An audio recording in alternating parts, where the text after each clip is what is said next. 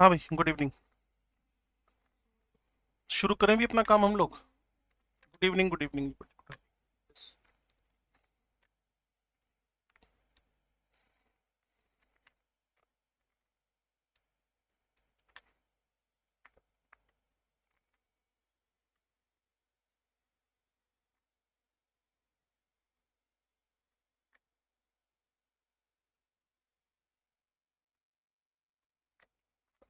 हाँ जी,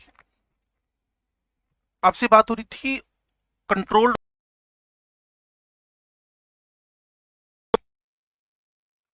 तो मैंने आपको बताया था कंट्रोल्ड ऑक्सीडेशन के अंदर सबसे इंपॉर्टेंट बात और ध्यान देने वाली बात पता है क्या है? कि इसमें आप वाटर सोलवेंट नहीं ले रहे हो। वाटर सोलवेंट नहीं ले रहे हो। अगर आप सुन पा रहे हो तो अच्छी बात है। नेक्स्ट उसने कहा जी सबसे पहले मैं लेके चल रहा हूँ कोलिन्स रिएजेंट, और एक खासियत और बता रहा था मैं आपको।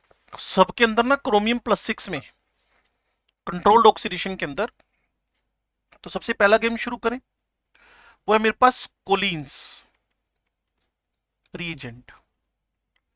वैसे इतने रिएजेंट याद करने की नीड कभी पड़ती नहीं है, बस दो ही याद करने होते हैं, PDC PCC. Previous year paper उठा के देख लो, सब में पीडीसी पीसीसी की बात कर रखी होती है। pyridinium chlorochromate and pyridinium dichromate, PDC PCC अभी आ रहा है।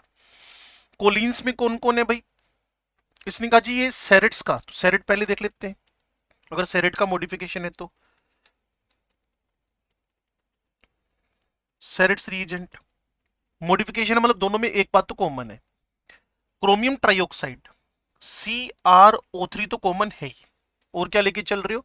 पिरिडीन लेके चल रहे हो। मैंने बार बार कहा आपसे, अगर आपने ध्यान दिया हो, कि सोलवेंट पानी नहीं है, सोलवेंट वाटर नहीं है, इसीलिए ऑक्सीडेशन कंट्रोल हो चुका है। चलो, कोलिन्स मॉडिफिकेशन है, इसमें क्या लेके चल रहे हो? कोलिन्स के अंदर वही CrO3 तो लेके चलना ही चलना है। जो आपके पास मॉडिफिकेशन करना है ना, वहां आपको पिरिडीन सोलवेंट की जगह पे, पिरिडीन सोलवेंट की जगह पे CH2Cl2 मिथाइलिन क्लोराइड यूज करना है। मिथाइलिन क्लोराइड तो क्या लिखा हुआ है? It is a modification of Sarett's reagent instead of using pyridine as a solvent 1:2 complex of chromium trioxide pyridine is used in. तो प्लस क्या कर देना है? CH2Cl2। ऊपर अकेला अकेला कौन चल रहा था? CrO3 plus pyridine। यहां सेरेट्स में, सॉरी, एक हल्की सी गलती हुई है, कोलिन्स ऊपर था ना, की मिस्टेक की हमने। यहां pyridine तो लेना ही लेना है, साथ में CH2Cl2 ले लेना बस। तो मैंने बार बार क्या कर रखा है, अगर आप कॉमनली नोट करो, CrO3, दूसरे वाले में भी CrO3। हर बार तुम क्रोमियम का +6 क्रोमियम ट्राइऑक्साइड बार बार लेके चल ही रहे हो। लो जी, नेक्स्ट आपके पास कौन है? कोरेस। कोरेस में कौन है? वही तुम्हारे पास, इसी का दूसरा नाम है पीसीसी। कोरेस का नाम है पीसीसी, पिरिडीनियम क्लोरोक्रोमेट। पिरिडीनियम क्लोरोक्रोमेट। पता है क्या होएगा?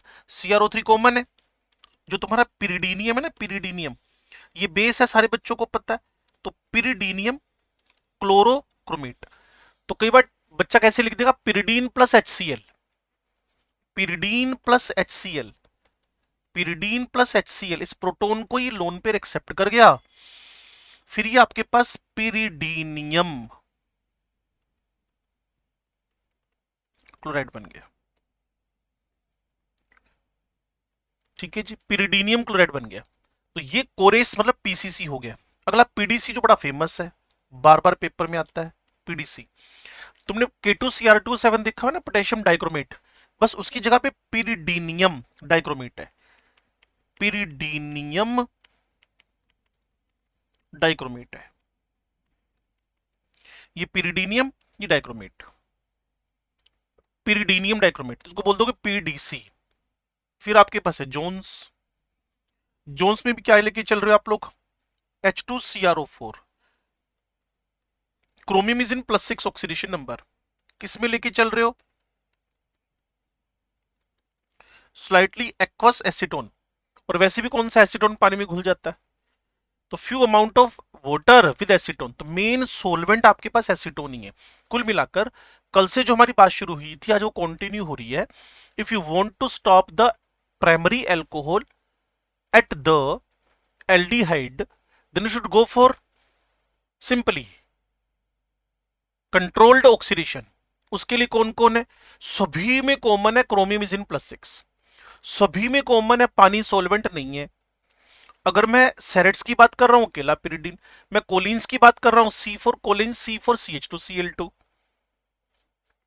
कोलिन्स के अंदर, और मैं कोरेस की बात कर रहा हूं तो वो PCC क्लोरो पिरिडीनियम क्लोरो, तो कोरेस के अंदर पिरिडीनियम क्लोरोक्रोमेट, पीडीसी अपने आप में एक नाम है पिरिडीनियम डाइक्रोमेट, और जोन्स के अंदर क्रोमिक एसिड प्लस क्या लेके चल रहे हो? एसीटोन। और सबने एक ही काम करना है जो मैं बार बार आपसे कह रहा हूं, conversion of the primary alcohol to aldehyde but not the acid.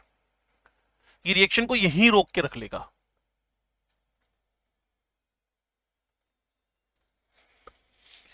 The reagent that is Serrates, Collins, PDC, PCC, Jones have been used to oxidize primary to aldehyde 2 degree to ketone under the mild condition without affecting the C double bond C।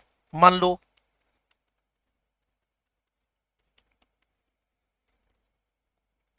ये आपके पास एक secondary alcohol पड़ा है, यहां PDC PCC जो बड़े common है paper में रखे जाते हैं, तो without affecting the double bond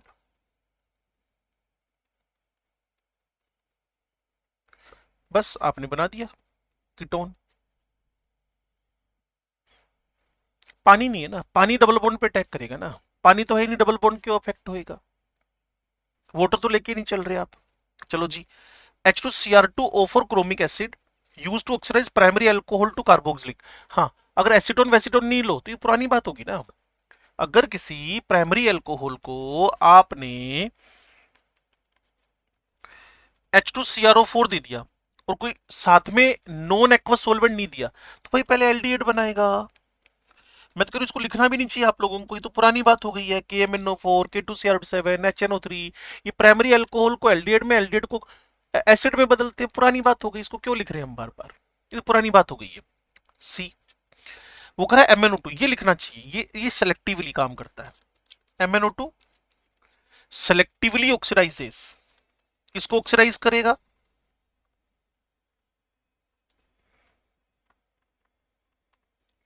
selectively oxidise करता है अलाइलिक और बेंजाइलिक को।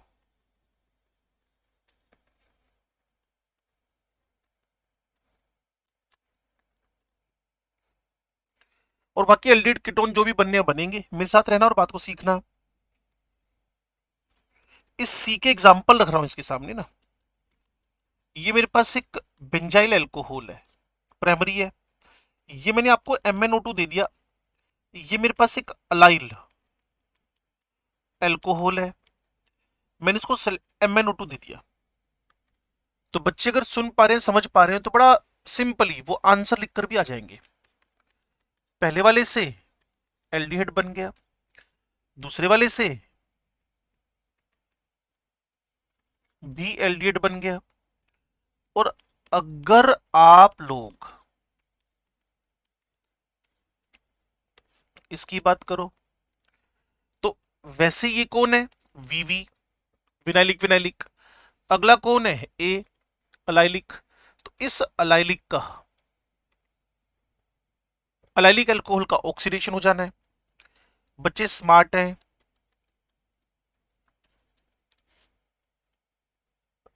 अगर ये आंसर बना लिया तो सच में स्मार्ट है। अलाइलिक विनाइलिक को, ठीक है भाई। बाकी जानती हो KMNO4 K2CR2O7 ये अपना नॉर्मल बिहेवियर जैसे शो कर रहे हैं। प्राइमरी को एल्डिहाइड में, एल्डिहाइड को एसिड में, सेकेंडरी को कीटोन में। अगर विगरस कंडीशन हो तो फर्दर फ्रेगमेंटेशन और लेस नंबर ऑफ कार्बन के एसिड्स बनने लगते हैं। वो पुरानी बातें हो गई सारी की सारी। मेन टारगेट दो पे करना, कंट्रोल्ड ऑक्सीडेशन के PCC PDC सेरेट कोलिन्स कोरेस एटसेट्रा जो भी है, जोन्स वोन्स। और दूसरा फोकस करना, टारगेट करना किस पे? MnO2 पे, सेलेक्टिवली ऑक्सीडेशन।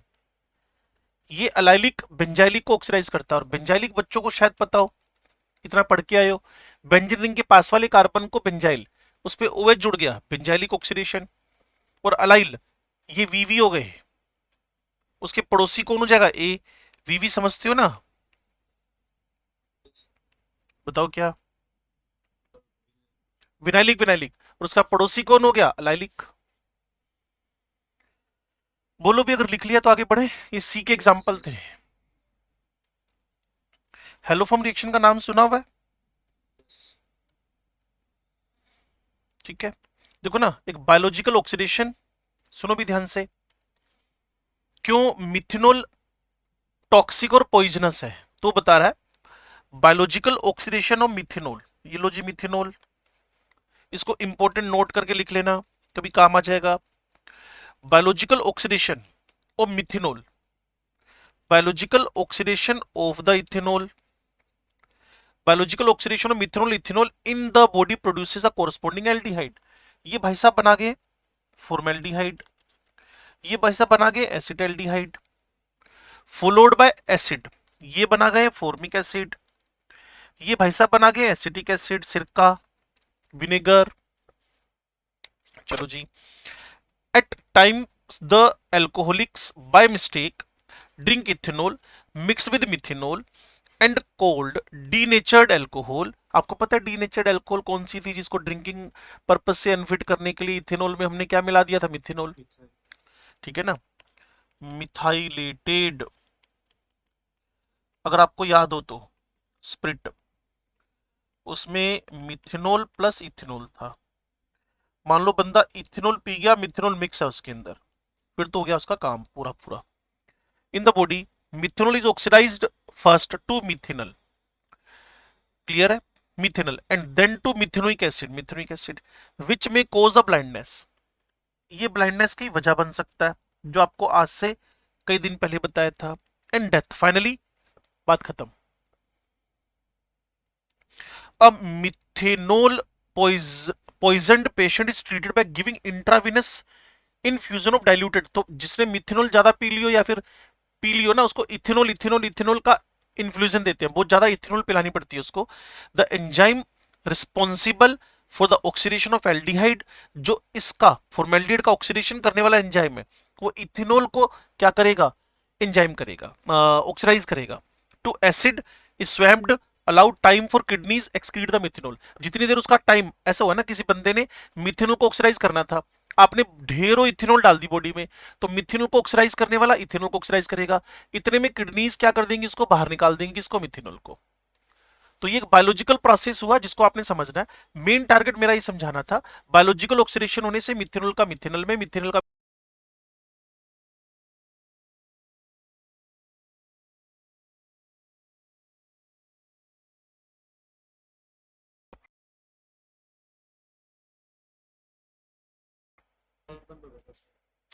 नहीं, ठीक है, वो एक्चुअली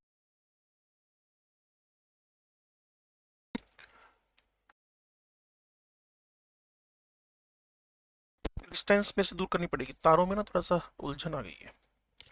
एक सेकंड रुकना है तो ना।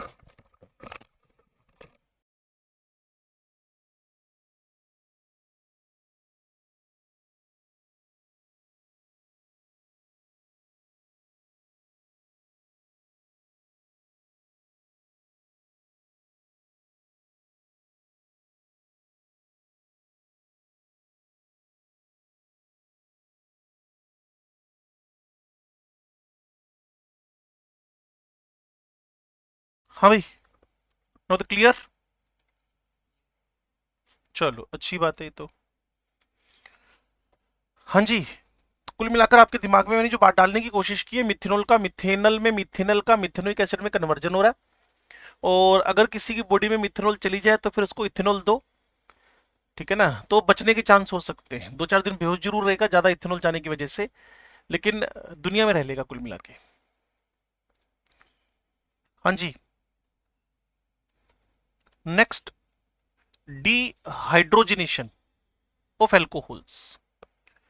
डीहाइड्रोजिनेशन, हाइड्रोजन निकालनी है, आपको पता है डीहाइड्रोजिनेशन भी ऑक्सीडेशन का प्रोसेस होता है। एक बार पीछे चलें 2 मिनट के लिए, हेडिंग हमारी क्या डली थी, ऑक्सीडेशन ऑफ एल्कोहल्स। ऑक्सीडेशन के लिए KMnO4, K2Cr2O7, HNO3, फिर आपको लगा यार ये तो गड़बड़ होती जा रही है। क्या गड़बड़ होती जा रही है? प्राइमरी अल्कोहल लेके बैठते हो, एल्डिहाइड से एसिड में कन्वर्ट होने लगता है, ये तो पंगा हो गया। तो फिर आप दूसरा रास्ता यूज किया जिसको बोलते हो कंट्रोल्ड, PDC, PCC एटसेट्रा। फिर सेलेक्टिव ऑक्सीडेशन पे भी गए आप लोग MnO2 की हेल्प से, ठीक है ना। अब हुआ क्या, मिथेनॉल इथेनॉल का बायोलॉजिकल ऑक्सीडेशन पे भी बात चली। अब ऑक्सीडेशन का एक और एग्जांपल है जिसको बोलते हैं डिहाइड्रोजनेशन। अगर ऑक्सीडेशन लगातार चल रहा है ना, तो हाइड्रोजन का निकलना भी तो ऑक्सीडेशन ही होता है भाई। ऑक्सीजन का जुड़ना ऑक्सीडेशन, और हाइड्रोजन का निकलना ऑक्सीडेशन। इसके लिए बेस्ट रिएजेंट पता है कौन है? Best reagent copper plus 300 degree centigrade एक बेस्ट रिएजेंट का रोल कर रहा है। Copper plus 300 degree best reagent का रोल कर रहा है, कॉपर 300 डिग्री सेंटीग्रेड। ये जो भी ऑक्सीडेशन का तीसरा चौथा प्रोसेस चला ना, पहले कंप्लीट ऑक्सीडेशन की तरफ बढ़े, फिर आप लोग कंट्रोल्ड की तरफ बढ़े, फिर सेलेक्टिव की तरफ बढ़े, चौथे नंबर पे आकर आप डिहाइड्रोजनेशन की तरफ बढ़ गए। लो जी, ये है प्राइमरी अल्कोहल। उसके बाद सेकेंडरी, बस इसमें डर खत्म हो जाता है। कौन सा डर खत्म हो जाता है? कि आप जब किसी प्राइमरी अल्कोहल को लेकर चलोगे तो उन भाई साहब ने एसिड में कन्वर्ट होना, ये डर खत्म हो जाएंगे। चेक करें, H H H H H, लेकिन यहां तो एच है ही नहीं। ये भाई साहब तो कह रहे हैं हमारे पास एच है नहीं, कल भी यही हुआ था इनके साथ। चलो कोई बात नहीं है। तो copper 300 degree minus hydrogen, copper 300 degree minus hydrogen, copper 300 degree. 300 degree मिलने का मतलब है टर्शरी अल्कोहल का डी हाइड्रो सॉरी डिहाइड्रेशन, पानी का निकलना। कल आप नींद में नहीं थे, कल आपको बताया था टर्शरी अल्कोहल के साथ सबसे बड़ी प्रॉब्लम क्या है? उसके अल्फा कार्बन पे H नहीं है, दैट्स वाई यहां पानी निकलेगा। तो यहां जो बना वो एल्डिहाइड बना, फर्दर ऑक्सीडाइज होने की कोई चांस ही नहीं है। यहां आपके पास कीटोन बना, फर्दर फ्रेगमेंटेशन के कोई चांस ही नहीं है। यहां एल्कीन बनी, फर्दर रिएक्शन के कोई चांस ही नहीं है। तो 1 degree 2 degree 3 degree, even primary secondary tertiary alcohol को डिफरेंशिएट करने का मेथड है ये बहुत बढ़िया वाला।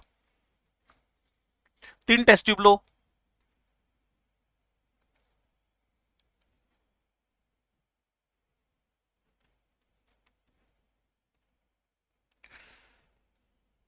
टेस्ट ट्यूब तो नहीं देखी होगी तुमने अपनी लाइफ में कभी?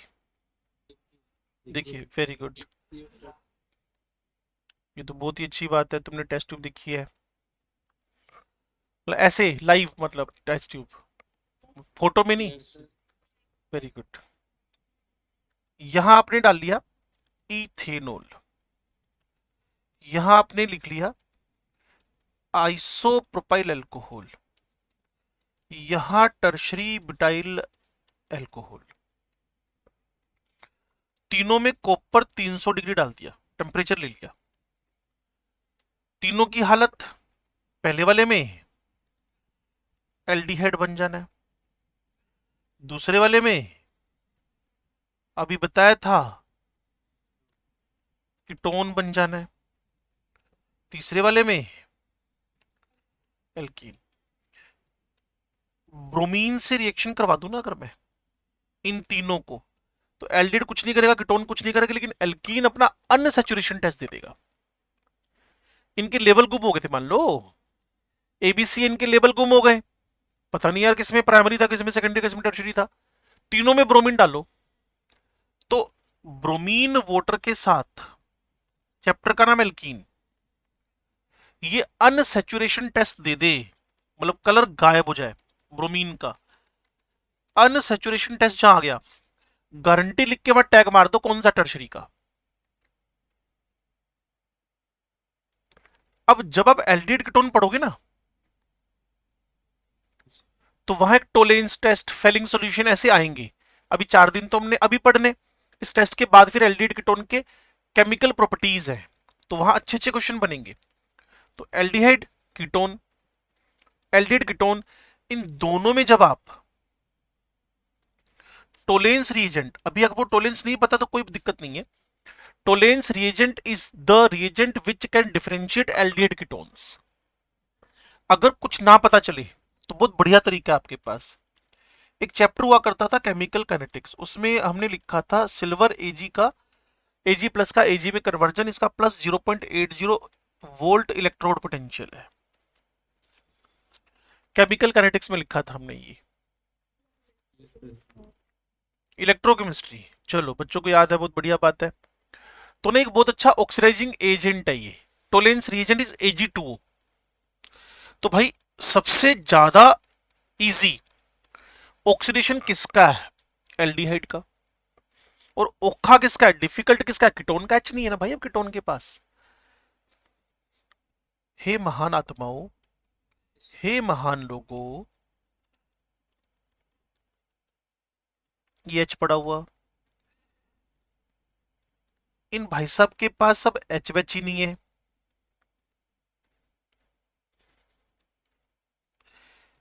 तो इजी ऑक्सीडेशन किसका? एल्डिहाइड का। तो एल्डिहाइड तो ऑक्सीडाइज हो जाएगा, लेकिन कीटोन ऑक्सीडाइज होएगा नहीं। तो सिल्वर मिरर बनता है, एल्डिहाइड के साथ बनता है सिल्वर मिरर।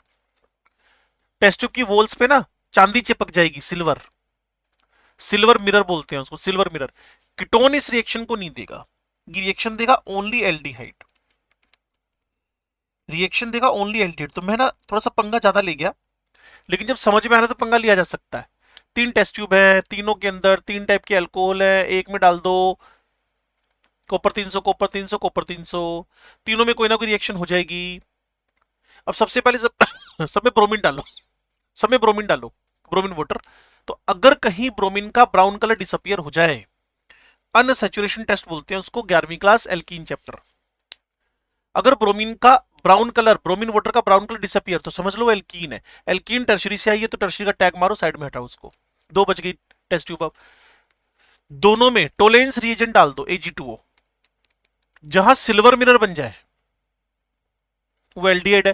तो जहां एल्डिहाइड बना वो प्राइमरी है, प्राइमरी का टैग, तो बाकी बची अपने आप ही सेकेंडरी हो जाएगी। It is a method to differentiate the primary secondary tertiary alcohols. Primary secondary tertiary alcohols को डिफरेंशिएट करने का ये डिहाइड्रोजनेशन एक मेथड हुआ।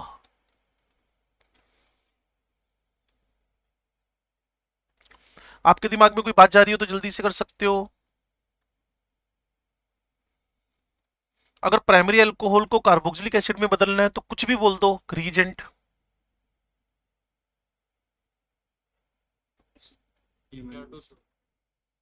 KMnO4 K2CR2 7 ले लो यार, HNO3 ले लो। Oxidation of primary alcohol to an aldehyde, only aldehyde. आज तो बताया था सेरेट्स कोलिन्स, MnO2 ओए, MnO2 सेलेक्टिवली करता है, अलाइलिक पे और बेंजाइलिक पे काम करेगा। या Sarett's Collins Corey's PDC PCC. सुनते कम हो यार तुम लोग ना। Dehydration of propan two ol to propene, अगर प्रोपेन टू ओल को प्रोपीन में कन्वर्ट करना है, थोड़ी सी तो अक्ल लगा लिया करो। Propan two ol to propene, तो क्या रिएजेंट लेके चलोगे?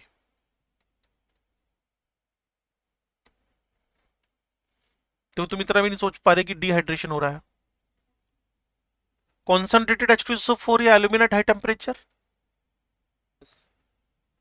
यार ये पानी गायब हो रहा है ना यार, पानी कौन गायब करेगा? कॉन्सेंट्रेटेड H2SO4 या फिर alumina at 350 degree centigrade temperature.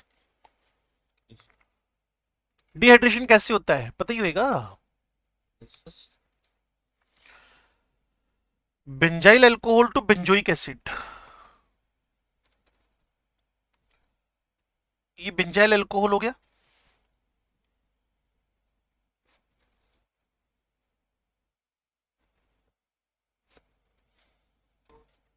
तो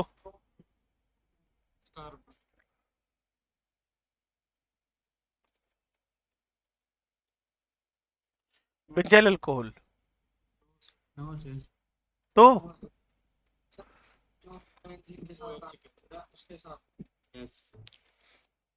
इसको बेंजोइक एसिड में कन्वर्ट करना है। हाँ, ये सेलेक्टिवली काम कर लेगा, वेरी गुड। और butan two one to butan two ol, butan two one, ये ओल है, इसको इसके लिए तो कुछ भी डाल दो, क्या फर्क पड़ता है, ये तो पीडीसी पीसीसी वगैरह भी कर देंगे। Yes sir. हमें तो प्राइमरी अल्कोहल को एल्डिहाइड से एसिड बनने से रोकना था, ये सेकेंडरी अल्कोहल का ऑक्सीडेशन है, और तुमने पीडीसी पीसीसी कुछ भी ले लिया, चेंज हो गया। तो उल्टा नहीं करता। उल्टा करना है, लो फिर उल्टा कर देते हैं भाई। लो, रिडक्शन कराना है आपको, पीटीपीडी लिया हो। मैं तो कहूँ लिथियम एल्यूमिनियम हाइड्राइड से बेस्ट क्या होएगा फिर। यस।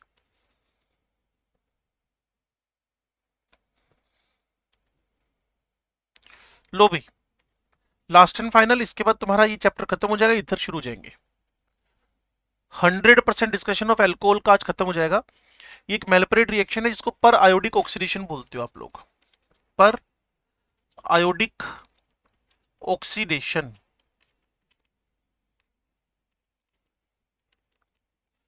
पर आयोडिक ऑक्सीडेशन, पर आयोडिक ऑक्सीडेशन, इसका जो सबस्ट्रेट है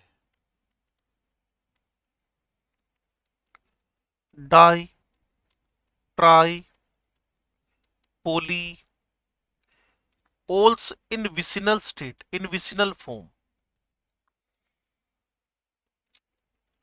विसिनल डाई ओल डाई अल डाई ओन और मिक्सचर, मतलब एक ही स्ट्रक्चर के अंदर दो ओ OH है, या ओ OH CHO है, या फिर CHO कीटोन है, कुछ भी ऐसा मिक्सचर से मतलब है हम लोगों को। रिएक्शन किससे करवानी है, HiO4, और फाइनली करवाना पड़ेगा हाइड्रोलाइसिस। किसी को लगता है नहीं नहीं मैंने तो नहीं करवाना HiO4 से, तो फिर आप लेड टेट्राएसिटेट भी यूज कर सकते हो, जो एक अच्छा खासा ऑक्सीडाइजिंग एजेंट है। अब सीखते हैं जी इसकी सुपर ट्रिक। अब सीखते हैं इसकी सुपर ट्रिक, आपको समझ में आ गया ना, विसिनल डाइओल भी हो सकता है, डाई अल भी हो सकता है, डाई ओन भी हो सकता है, और इनका मिक्सचर भी हो सकता है। इसकी सुपर ट्रिक क्या करना है, मान लो आपके पास डाई ओल है, तो बॉन्ड ब्रेक करके इसकी वैलेंसी फ्री कर लेनी है। First of all bond cleavage करवा दो, तो बॉन्ड क्लीवेज होने के बाद लो जी, बीच का बॉन्ड टूट गया, नई वैलेंसीज बन गई, बीच का बॉन्ड टूट गया, नई वैलेंसीज आ गई। Now attach OH group on the all free valencies,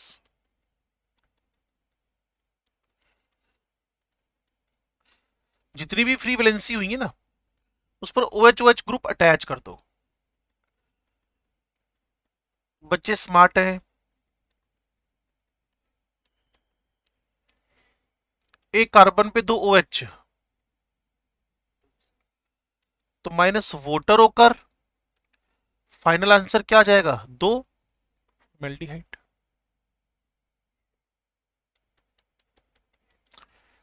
जब भी कभी दो OH पड़ोस में देखो, दो कीटो पड़ोस में देखो, दो एल्डिहाइड पड़ोस में देखो, एल्डिहाइड कीटोन पड़ोस में देखो, एल्डिहाइड के साथ में एल्कोहल पड़ोस में देखो, पड़ोसी होनी चाहिए बस ये, और HiO4 या लेड टेट्रा एसिडेट आ जाए तो धमाका कर दो बस हाथों हाथ। देखते हैं जी कैसे धमाका करते हो तुम लोग।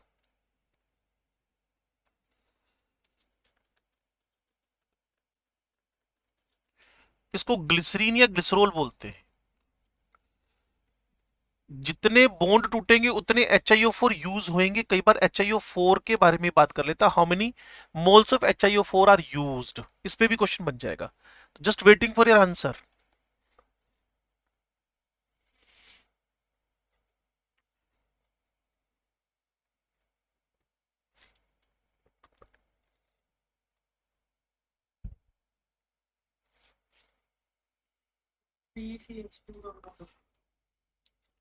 क्या करें भाई साहब?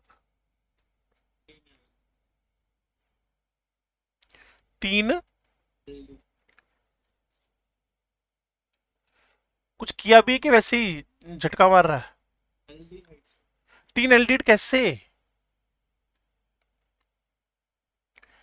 आपको कहा था बॉन्ड क्लीवेज करो, आप एक्चुअल में फिर समझने में इंटरेस्टेड नहीं हो या तो है। इसकी एक वैलेंसी फ्री हुई, इसकी 2 वैलेंसी फ्री ना हुई, और इसकी एक वैलेंसी फ्री हुई। या तो आपके सुनने में दिक्कत है या मेरी समझाने में दिक्कत है। तो आपको कि सुनने में तो हम ठीक है, तो बाय डिफॉल्ट दूसरी बात ही बची है O H H. O H H, ये क्या बना गया? फॉर्मेल्डिहाइड। ये क्या बना गया? Formic acid. ये क्या बना गया? Formaldehyde.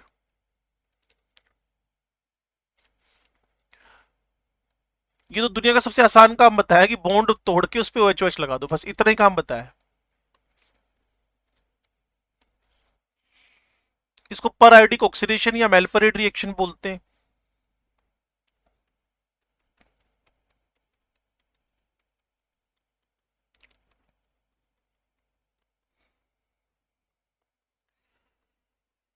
One two three four five six, ये ग्लूकोज का स्ट्रक्चर है। कितने मोल HiO4 यूज होंगे और क्या क्या बनेगा, ये आपका टास्क है। 5 मोल HiO4 यूज होंगे ऐसा बच्चे ने बताया। बिल्कुल ठीक है।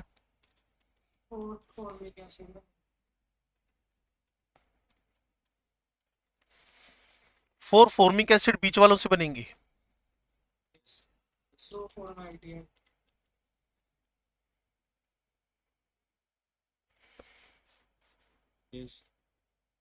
पक्का?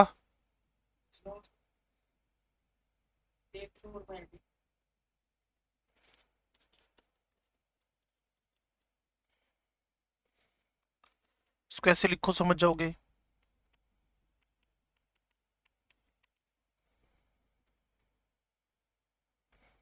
ये कौन है?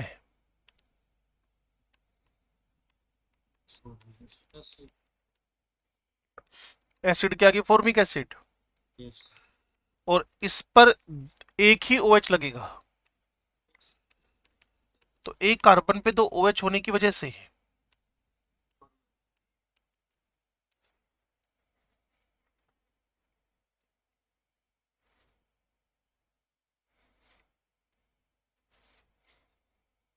4 फॉर्मिक, फिर 5वां भी फॉर्मिक, और लास्ट क्या बना? Formaldehyde. How many type of the products are formed? How many type? Type 2। ऐसे क्वेश्चन भी पूछे जा सकते हैं।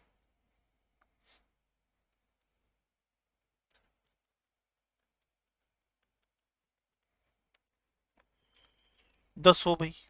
How many HiO4 will be used? पिछली स्लाइस स्लाइड में इनका स्लाइस कौन सी होगी?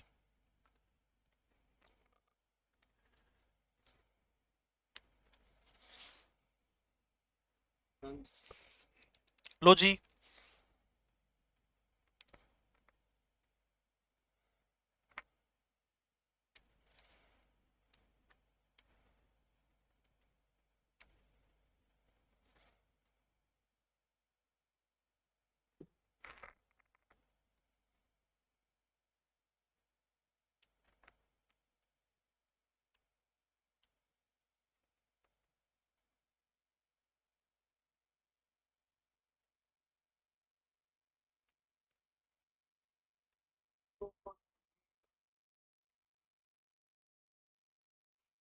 दो फॉर्मेल्डिहाइड।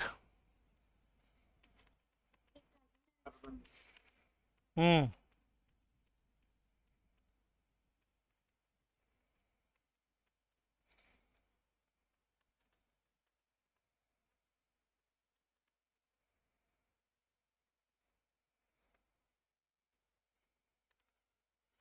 तो 2 टाइप के क्वेश्चन रहेंगे, बस ये एडजेसेंट।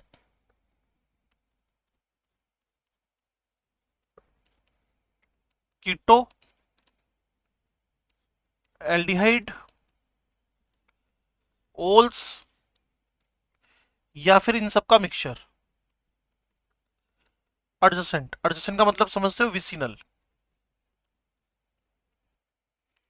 के लिए ही रिएक्शन है। हम इसके मैकेनिज्म पे नहीं जा रहे, बस इसको ट्रिक से सोल्व कर लो, इतना ही है। वैसे भी ना मेरे को तो मैलिपुलेट रिएक्शन का यूज ही नहीं समझ में आता कि मैलिपुलेट रिएक्शन क्यों चल रही है। चल रही है तो चल रही है। अरे भाई ट्राइओल की रिएक्शन है यार ये। हमारा सिलेबस एल्कोहल है, हमारा सिलेबस कोई ग्लिसरॉल थोड़ी है, ग्लिसरीन थोड़ी है, ग्लाइकोल थोड़ी है। उसमें चलो सिनॉप्सिस में लिखी है तो हमने समझा दिया आपको। HiO4 से ऑक्सीडेशन हो रहा है आपके पास। इसका आंसर तो आप पक्का दे दोगे, सारे स्मार्ट बच्चे हो, ऐसा आपको हर बार लगता है। कितने HiO4 यूज हो रहे हैं? 2। Very good, smart.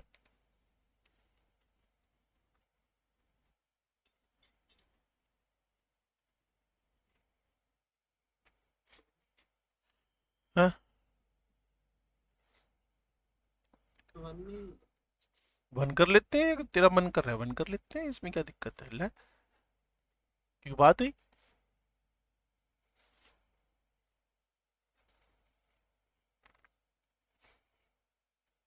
हे महान आत्माओं,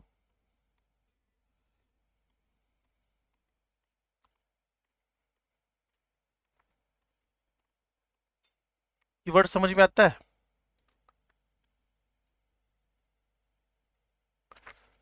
हो सकता है फिर ये समझ में आता हो।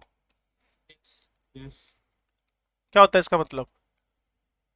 साफ सफाई। पड़ोसी। तुम्हें यहाँ कौन से पड़ोसी दिख गए? एमी दो एक ऐसी मारे जा रहे हो जबलियां। यस। यस। क्या एक लूं कि दो लूं? जीरो। यहाँ पर आईडी को ऑक्सीडेशन होएगा ही नहीं, सारा किया धरा पानी में। ऊपर जो समझाया था विसिनल एडजस्टेंट, नीचे आएगा तो 2 मोल तो 1 मोल। बोलना जरूरत नहीं 2 मोल 1 मोल, ऐसे भी तो बोल सकते रिएक्शन नहीं होगी। धन्य हो। ये भाई एंड हो गया एल्कोहल का। अब हम शुरू करेंगे हमारा ईथर। ये थोड़ा सा फाइल ना लंबी हो गई थी, मैंने ईथर अलग जगह पे रखे हैं। किसी को ये पेज खुलवाने हो तो मेरे को पहले बोल दो, अभी खोल लेता हूँ इसको, नहीं तो मैं ईथर खोलने जा रहा हूँ। हाँ, सेकंड एग्जांपल प्लीज की वो दोबारा कौन सी है भाई? ये वाली? कहाँ चला गया भाई? ये वाली क्या? तो जितने पड़ोसी हैं बस, एक यहाँ, दूसरा यहाँ, तीसरा यहाँ, चौथा यहाँ, पांचवा यहाँ, सारे बॉन्ड तोड़ दे और जितनी फ्री वैलेंसीज हो सब पे OH लगाता चला जा। तो टॉप वाला एसिड, लास्ट वाला 2 OH आने से एल्डिहाइड, बाकी जितने भी मिडल वाले हैं सेकेंडरी सेकेंडरी सेकेंडरी, ये एसिड एसिड एसिड देते चले जाएंगे तेरे को।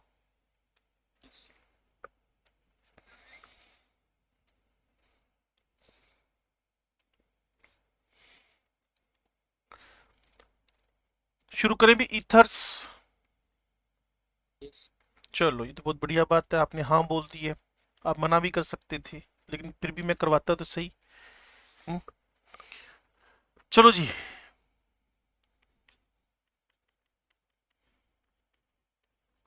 ईथर्स का जनरल फॉर्मूला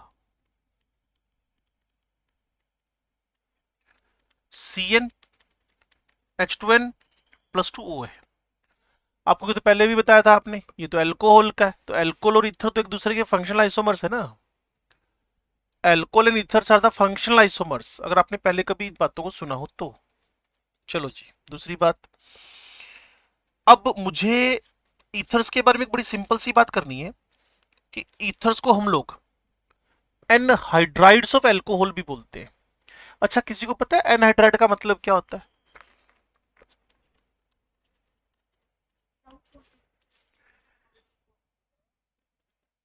या फिर किन्हीं दो मॉलिक्यूल में से वाटर निकलने से कुछ बनाओ।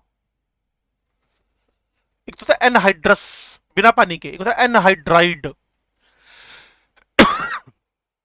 Yes. These are also known as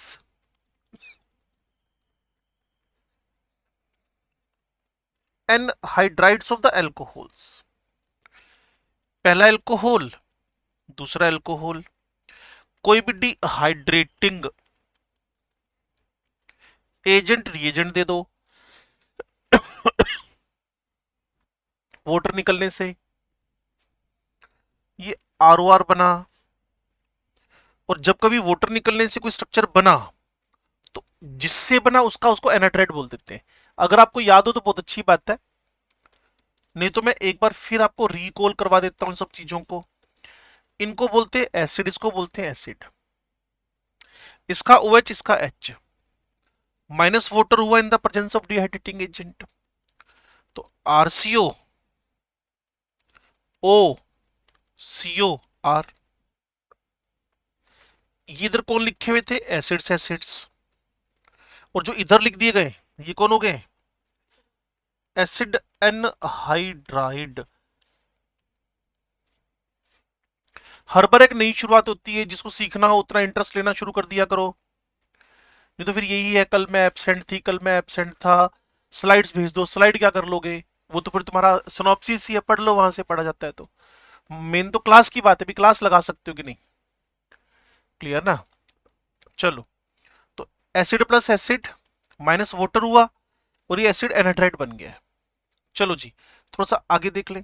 third number, classification.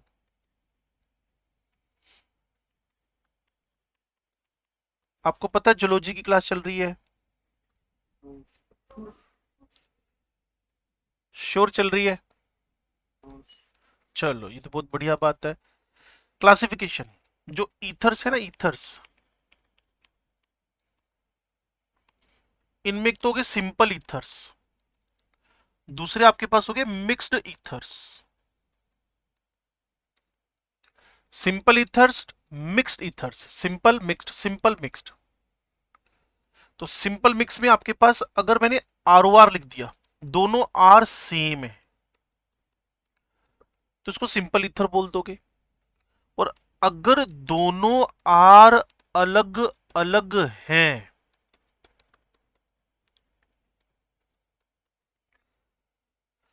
तो उसको मिक्स्ड ईथर बोल दोगे. मुझे कहीं याद आ रहा है, ये मैंने आपको बताया था जब आप 1 से 119 तक क्वेश्चन कर रहे थे, है? फिर भी सुन रहे हो वापस उसी टोन में ना, है? निकम्मो. तो कुल मिलाकर आपने इस बात को सीखा हुआ है कि कैसे हम लोग ईथर्स का क्लासिफिकेशन करते हैं, सिंपल एंड मिक्स्ड. जब दोनों मिथाइल हो तो सिंपल, एक मिथाइल एक इथाइल हो तो मिक्स्ड बोल देते हो उसको. क्लियर. एक मिथाइल हो एक प्रोपाइल हो तो मिक्स बोल देते हो उसको. एक इथाइल दूसरा इथाइल हो तो सिंपल बोल देते हो उसको.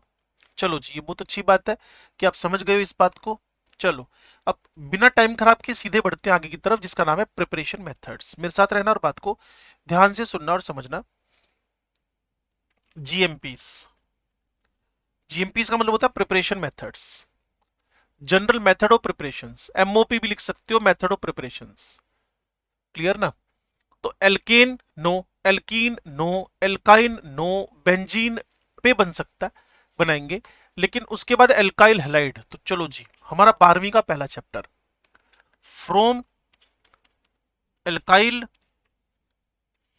हैलाइड्स. ईथर में कुछ नहीं है, ईथर बड़ा सिंपल चैप्टर है. फ्रॉम एल्काइल हैलाइड्स क्या करें, कुछ ज्यादा तामझाम नहीं करते, आरएक्स लिख लेते हैं, एरो पे AG2O ड्राई लिख देते हैं. एक बार AG2O मोइस्ट यूज किया था हमने, AG2O मोइस्ट, अगर आपको याद हो तो एल्कोहल बन गया था, जैसा अवनीत जी ने बता दिया. तो यहां इसके दो मोल ले लोगे, एसएन रिएक्शन प्रोसीड कर जाएगी, ROR, और यहां आ जाएगा 2AgX.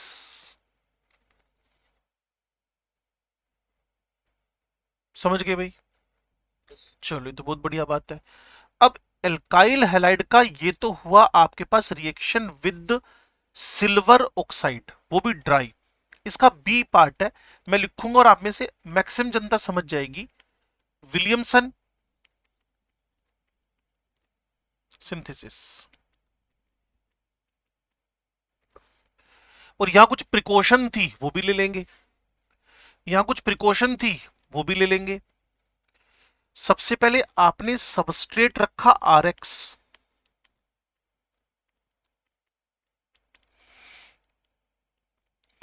रिएक्शन किससे करवाई? RON ने। RON ने देखते समझ में आई ये तो स्ट्रोंग बेस है। स्ट्रोंग बेस देखते ही एल्काइल को मना किया, कोई टर्शरी वर्सी मत ले आना भैया, नहीं तो तुम ईथर की जगह पे कुछ और बनाते घूमोगे। और सारी दुनिया को पता है एलिमिनेशन एंड सब्स्टिट्यूशन हम हमेशा एक दौड़ में चलते हैं, इन दोनों में हमेशा एक कंपटीशन चलता है इन दोनों के अंदर ना।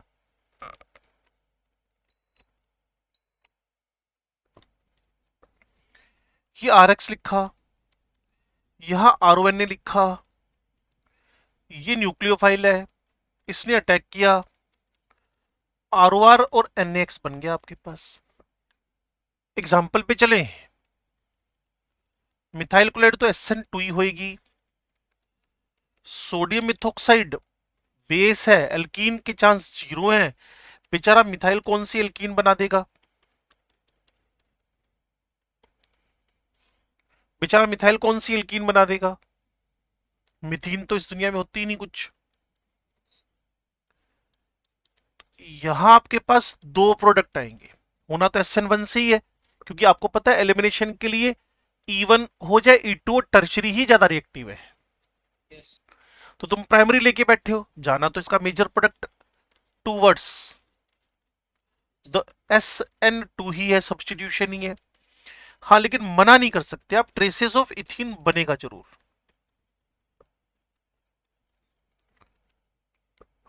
स्ट्रॉन्ग बेस लेके चल रहे हो ना, लेकिन E1 E2 के लिए दोनों के लिए टर्शरी था, अगर आपको याद हो तो, पुरानी घटनाओं की बात करें अगर हम लोग तो।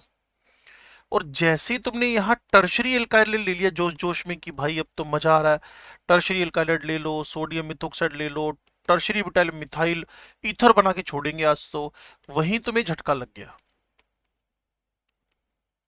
और रिएक्शन प्रोसीड कर गई E2 से। E1 हो चाहे E2 हो, आज मैं तीसरी बार बोल रहा हूं कि टर्शरी सेकेंडरी प्राइमरी का ऑर्डर होता है। अगर हमारे पास बेस स्ट्रॉन्ग हो तो E2 होता है, और बेस अगर वीक हो तो E1 होता है विद हिटिंग। धन्य हो। तो डीहाइड्रोहेलोजिनेशन होने से NaCl, क्योंकि NaCl तो निकलेगा, ये H निकालकर मिथेनॉल ले जाएगा, चोर होता तो वाटर शॉटर निकल जाता, डीहाइड्रोहेलोजिनेशन बोलते हैं इसको। या मेजर प्रोडक्ट एल्कीन ही होएगा, इसीलिए बार बार विलियमसन में हम tertiary avoid, tertiary avoid, tertiary avoid, tertiary avoid. Ether बनाना चाहते हो भाई तो टर्शरी तो अवॉइड करने ही पड़ेंगे, ईथर बनाना चाहते हो टर्शरी अवॉइड करनी ही पड़ेंगे, मजबूरी है आपकी। तो इसको देखो भाई क्या लिख रहा है तुम्हारे सिनॉप्सिस में, क्या लिख रहा है? Williamson synthesis. In this synthesis, alkyl halide is treated with sodium alkoxide to get the symmetrical or unsymmetrical ether. RX plus RONA, ROR NaX for symmetrical, R dash symmetrical कि RR बराबर कर देना, unsymmetrically बराबर नहीं होंगे। Reaction is SN, clear. Nucleophile यहां कौन है? RO है। और आगे मैंने सारा तामझाम आपको सिखाई दिया। yes, इसके बाद और क्या लिख रहे हैं भाई साहब? Here nucleoside is alkoxide ion which is stronger base than the living Br minus या जो भी था। तो using the secondary tertiary alkyl halide during Williamson synthesis, alkene is obtained as the major product because of the elimination process। वही जो पीछे लिख के दिया सारा कुछ कि टर्शरी तो मेनली अवॉइड करो, क्योंकि टर्शरी एल्कीन ही देगा एज अ मेजर प्रोडक्ट। किसी को एरोमेटिक ईथर बनाने में इस रिएक्शन से, लो जी, formation of aromatic ethers, formation of aromatic ethers. आपने यहां फिनोल लिखा, NaOH और फिनोल की तो बहुत पुरानी दोस्ती है, क्योंकि इसकी मैक्सिमम रिएक्शन आपने बेसिक मीडियम में करवाई थी। इसकी मैक्सिमम रिएक्शन आपने बेसिक मीडियम में करवाई थी। yes, अब उसके बाद जैसा आपका मन करे वो काम कर लेना। अगर आप इसको मिथाइल आयोडाइड दे रहे हो तो ये ओ मिथाइल माइनस NaI हो गया। अगर आप इसको इथाइल आयोडाइड दे रहे हो, इसका नाम था एनीसोल। मिथाइल या मिथोक्सी बेंजीन बोल दो, इथोक्सी बेंजीन है, इसका नाम है फेनीटोल। जबकि जनरल बात करो तो RI लिखकर एल्कोक्सी बेंजीन बना रहे हो। और जितनी भी रिएक्शन बोर्ड पे आपने देखी है और लिखी है ये सब विलियमसन है। These all are the Williamson reactions. These all are the Williamson reactions. yes. इनमें से कहीं भी कोई कंफ्यूजन हो तो जल्दी से बात कर लो।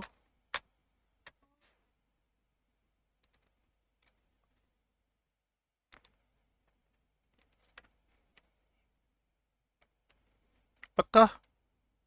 Yes. Alkyl phenyl ether can't be prepared using aryl halide. लो जी, उसने कहा जी एक क्लोरो बेंजीन लिखा, ठीक हो गया, क्योंकि यहां आपने CH3ONA यूज कर लिया।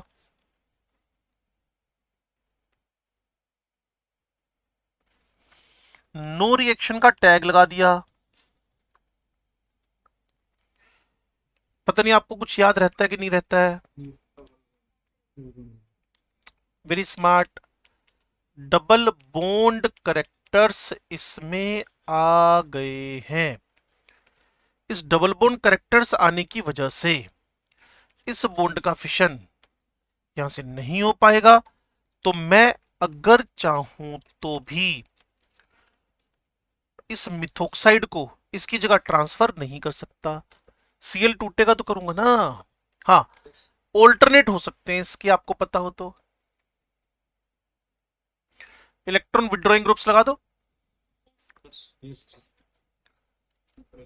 तो फिर चांस बन सकता है, लेकिन वो इलेक्ट्रॉन विड्रॉइंग ग्रुप वाला ईथर बनेगा ना। Yes. Nitro ether, cyano ether, ऐसे बनेंगे फिर। पता चला भी क्या डिस्कशन चल रहा है ये है?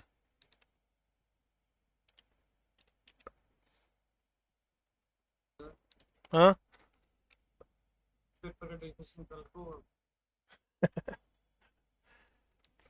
क्या टाइम हुआ है? 10 मिनट बचे।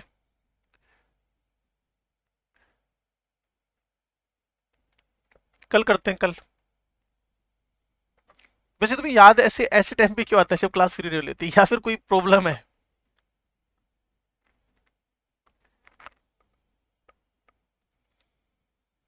है कोई जवाब?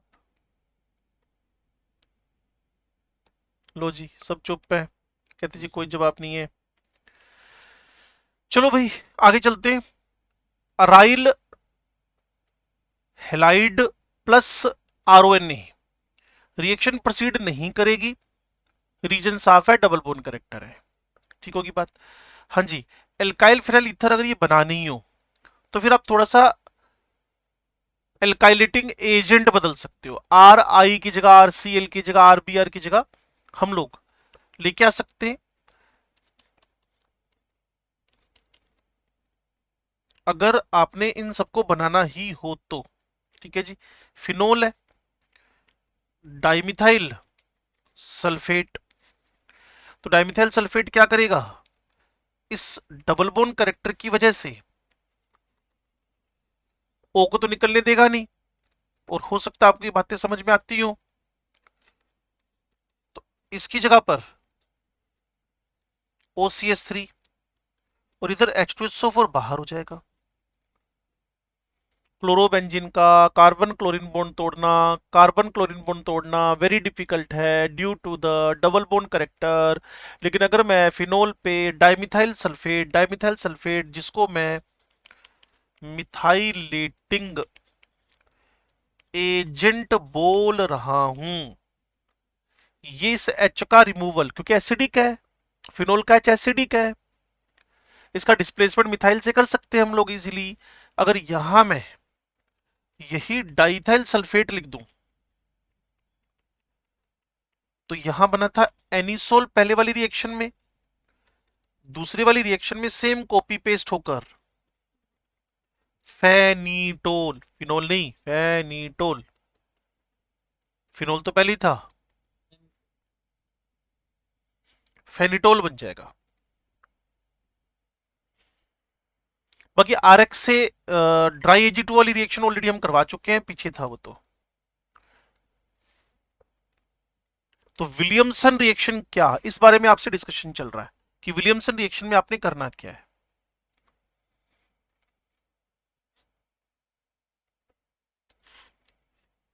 कुछ आइडिया मिला भाई? चलो एग्जाम्पल 19 एज ए होमवर्क कर लेना, एग्जाम्पल 20 एज ए होमवर्क कर लेना, ये फिर 20 वापस। अब है preparation of ether from alcohol, क्योंकि चैप्टर ऐसे बढ़ता जा रहा है ना, एल्केन से नो है, एल्कीन से नो है, एल्काइन से नो है, बेंजीन से हम कोशिश कर लेंगे बनाने के लिए। नंबर नेक्स्ट एल्काइल हैलाइड है, उसमें ड्राई Ag2O से है, फिर उसके बाद विलियमसन है। अब चैप्टर खत्म हो गया, ईथर बनाने के लिए तो चैप्टर खत्म हो गया। अब आप एल्कोहल पे आ जाओगे, एल्कीन से बनाएंगे लेकिन वो होएगा HOMDM, जैसे ना ऑक्सी मर्क्यूरेशन डीमर्क्यूरेशन, अब हो जाएगा एल्कोक्सी मर्क्यूरेशन डीमर्क्यूरेशन। ठीक है ना? अभी सुनो, फ्रॉम एल्कोहल्स, और आप में से किसी का अगर दिमाग सडन जाग जाए तो कहेगा सर कल आपने बनाया था 140 डिग्री पे, yes, जिसको आपने बोला था bimolecular dehydration, yes, bimolecular dehydration, substrate alcohol ही है, रिएक्शन के लिए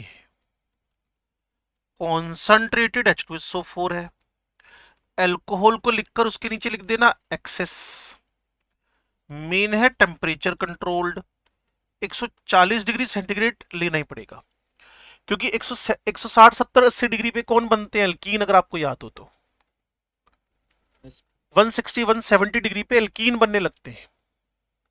yes, ठीक है ना? चलो अच्छी बात है ये तो। सुनो अब हुआ क्या, अभी दिखाते हैं जी।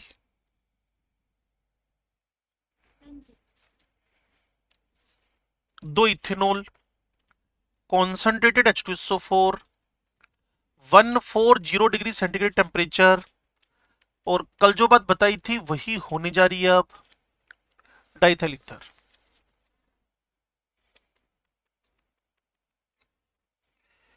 ये काम कैसे हुआ थोड़ा सा जान लेते हैं इस बारे में। आपको पता है H2SO4 का नेचर बेसिक है, मुझे नहीं पता ये बात, yes, एसिडिक है ये पता है ना। चलो H2SO4 H+H+ HSO4 दे रहा है, ये इसका जनरल इक्विलिब्रियम रहेगा ही रहेगा। अब आपके पास इथेनॉल पेट भर के पड़ा हुआ है, एक्सेस, इस पे प्रोटॉन ने अटैक कर दिया। अब प्रोटॉन कोई कार्बन पे तो अटैक करने से रहा, प्रोटॉन कोई कार्बन पे तो अटैक करने से रहा, वो अटैक करेगा किस पे, ओ पे। लो जी, अब आपको पता है एक क्वेश्चन पूछा था बच्चे ने कल आरपीएस में से मेरे से, OH का निकलना मुश्किल है लेकिन OH2 का निकलना आसान है। बार बार लिखते हैं हम लोग, पुअर एलजी, गुड एलजी, और कुछ बच्चों को तो अभी तक एलजी नहीं पता चला होगा, एलजी क्या, एलजी कहता कोई, एलजी तो कंपनी का नाम है, एलजी का तो फ्रिज जाता है, एलजी का तो रेफ्रिजरेटर के अलावा एसी भी आता है सर, एलजी, एलजी का तो हमारा ना कंप्यूटर भी एलजी का है, ऐसे करके एलजी एलजी, ये एलजी वो एलजी नहीं है। वेरी गुड, लिविंग ग्रुप है। कितने समझदार बच्चे हैं देखो। तो ये यहां से लीव करा और ये बन गया कार्बोक्टाइन। और ये जो कार्बोक्टाइन है ना, एल्कोहल एक्सेस पड़ा था ऑलरेडी, एल्कोहल एक्सेस पड़ा हुआ था। हे महान लोगों, एल्कोहल पड़ा हुआ था एक्सेस में, yes, तो यही कार्बोक्टाइन जाके उसके ओ पे फिर अटैक कर गया जैसे H प्लस अटैक कर रहा था। yes, टेम्परेचर कंट्रोल्ड प्रोसेस है, मैं आपको बार बार बोल रहा हूं, टेम्परेचर कंट्रोल्ड प्रोसेस है। अगर टेम्परेचर 140 डिग्री के आसपास है तो मुझे इसका कर्जा उतारना पड़ेगा। प्रोटॉन का कर्ज है इसके सिर पे। HSO4 कहेगा ये प्रोटॉन मुझे दे दे भैया, वो कहता है जी ले लो, मैंने क्या करना है। और इससे बन जाएगा आपके पास finally बाइमोलिकुलर dehydration. Bimolecular dehydration, bimolecular dehydration, दो मोलिक्यूल मिलकर एक वाटर मोलिक्यूल को एलिमिनेट कर रहे हैं। दो मोलिक्यूल मिलकर एक वाटर मोलिक्यूल को एलिमिनेट कर रहे हैं, इसको बोलते हैं bimolecular dehydration. But temperature should be 140, temperature should be 140, जिसको मैं बार बार आपसे कह रहा हूं, it is a bimolecular dehydration. और सिंगल मोलिक्यूल का डिहाइड्रेशन भी आप जनता को पता है, एलिमिनेशन होकर एल्कीन बनती है। वहां क्या हुआ था अगर आपको याद हो तो, कार्बोटन बन गया था, टेम्परेचर 180 कर दिया था, 180, और 180 होते ही भाई साहब प्रोटॉन डोनेट करके निकल लिए। एल्कोहल एक्सेस में था नहीं, वो अटैक कहां करता। yes, क्या आप सदमे में हैं? yes, एल्कोहल का प्रॉपर रिवीजन कर लेना। जपनूर तो पक्का सदमे में चली गई है। नहीं, कहती जी इतनी अल्कोहल पढ़ा दी, वैसे ही नशा चढ़ गया हमें तो ना, अब नहीं होता हमसे कुछ है।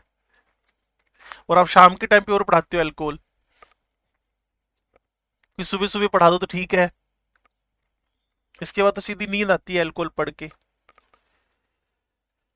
हाँ भाई, तो इसको बोलते हैं अल्कोहल का एक्सेस। अगर नहीं लोगे तो भाई सीधा सीधा है कि तुम्हारा वो 0 डिग्री वाली रिएक्शन है, 110 डिग्री वाली रिएक्शन है, वही काम रुक जाना है, मतलब यहां जाके गेम रुक जाना है तुम्हारा, कुछ नहीं होना उसके आगे। या फिर तुम्हारे पास जो इथाइल ये बना था ना, इसके साथ HSO4 लग जाना है, 110 डिग्री पे इस पे HSO4 चिपक जाएगा, कुछ नहीं होना इसके आगे। तो इसीलिए 3 स्टेप उठाओ, 110 डिग्री, 140 डिग्री, 180 डिग्री। 110 डिग्री पे क्या हो रहा है, 140 डिग्री पे क्या हो रहा है, 180 डिग्री पे क्या हो रहा है। ठीक है ना। टाइम हमारा ओवर हो गया, और ये सब मैकेनिज्म था जो मैंने ऑलरेडी डिस्कस कर लिया आपसे। ये मैकेनिज्म है जो मैंने डिस्कस कर लिया है, क्लियर। बस वही सेम प्रॉब्लम कॉमन है, अगर टर्शरी एल्कोहल लेके बैठ गए, कॉन्संट्रेटेड H2SO4 लेके बैठ गए, तो टर्शरी नहीं टिकता भाई। टर्शरी ने तो अपना कमाल दिखाना ही दिखाना है। शायद आपको पता हो क्या होने वाला है, एल्कीन। टर्शरी के साथ डिहाइड्रेशन की प्रॉब्लम आएगी टर्शरी के साथ, तो इसीलिए ईथर मतलब is of bimolecular dehydration. Bimolecular dehydration की ईज, वैसे अगर बोले डिहाइड्रेशन की ईज तो टर्शरी ज्यादा है। बाइमोलिकुलर ईथर बनने की ईज क्या है, 1 2 3। हमें ईथर बनाना है, एल्कीन नहीं बनाना। मैं बार बार कह रहा हूं, थोड़ा संभल के बात करना। डिहाइड्रेशन की ईज तो टर्शरी सेकेंडरी प्राइमरी है, yes, इसलिए लिखा उन्हें ease of dehydration of alcohol for ether.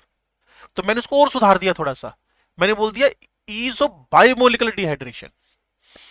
तो फिर 1 2 3, अगर इसकी जगह लिखा हो ईज ऑफ डिहाइड्रेशन तो फिर 3 2 1 है। ये थोड़ा समझ के चलना है। लो जी, कल मिलते हैं। कल डिस्कशन लगेगा मेरे ख्याल में आधे घंटे का ना, तो एल्कोहल एल्कोहल जम के कर लो। ठीक है, जम के कर लो मतलब प्रैक्टिस कर लो। जपनूर तो कहती है जम के कर लो सर, अब बस छड्डो, आज आज तो जपनूर एल्कोहल एल्कोहल ही चलेगी बस। ठीक है, मेरे मैसेज को गलत यूज ना करें, एल्कोहल की प्रैक्टिस कर लें, समझ गए। चलो बधाइयाँ। हाँ जी, कौन है? सर आपसे पूछना था, आपने कल कोई मैसेज तो नहीं भेजा, मतलब वो लिस्ट पीडीएफ तो नहीं भेजी थी कल सर आपने भेजी थी, व्हाट्सएप पे जो आप भेजते हो? भेजी थी।